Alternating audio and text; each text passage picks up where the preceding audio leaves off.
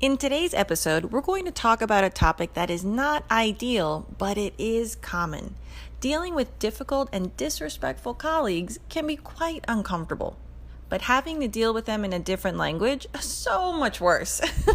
Unfortunately, when you're in the moment feeling angry and frustrated, it can be extra challenging to come up with the right words in English to convey your frustration and deal with the situation calmly and professionally.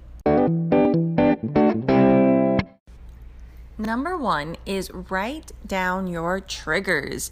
When you confront someone, especially for the first time, it's not effective to bring up all of the things that they do that bother you. It can come across as petty and unprofessional. Instead, focus on the main issue and address it directly. That being said, it's important to acknowledge your feelings so that you can think clearly. Take a moment to identify all the reasons this person triggers you, which means what upsets you about them, why they upset you, and how they make you feel, and write it down or say it out loud. Now, if you write it down, make sure you don't put their name on it and you throw it away. By doing this, you allow yourself to get all of the toxic emotions from past interactions out of your brain, and you clear your mind so you can deal with the current situation more effectively. Number 2, plan your timing and approach. Most people are predictably problematic. The good news is that means you can plan and prepare. Remember that this person may be in your professional life for many years. You deserve to be respected and not feel like your workplace is a toxic environment. Think about what will be the best way to deal with this person. Should you email them and CC the HR department? Would it be better to schedule a meeting and then follow up with an email? Should you call out the behavior if it happens in a meeting or in front of other people? Number 3, script your response. If you're going to email the person about it, write a draft now. Then take time to look up email templates or phrases that you can use to address the issue in the most professional way possible, especially if it's in writing. Keep in mind that your email can be forwarded or printed, so don't write anything you wouldn't want your boss to see.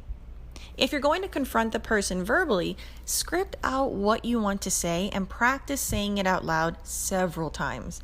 I recommend practicing in front of a mirror so that you can make sure your body language is confident, shoulders back, and that your tone and facial expressions match your message. Tip number 4, visualize the confrontation. Imagine being in front of this person and visualize them being rude or disrespectful to you. This should trigger the physical and emotional response that you've felt in real life.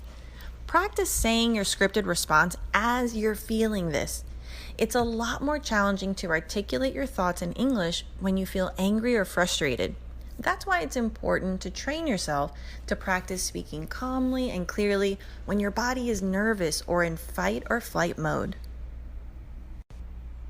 And tip number 5, be direct and respectful. Using vague wording or being passive aggressive is not the most effective approach. Be clear and direct, but also be professional and empathetic. The best response really depends on a lot of factors: your position in relation to the other person, the severity of the situation, and the acceptable corporate culture.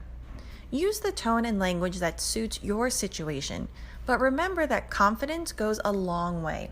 That's why practicing what you're going to say and how you're going to say it, using intonation and body language, doing this ahead of time will help you respond more confidently and earn more respect from your peers. You got this. Keep in mind that this is probably not going to be a one-time thing. Setting boundaries usually requires consistently standing up for yourself and clearly expressing your limits every time the behavior presents itself. And I understand this is not easy to do, but with preparation, practice, and patience, you can do it. For the notes from today's episode and more business English tips, head over to my website at tanyasuarez.com. See you next episode, and remember that your English is good enough. You got this.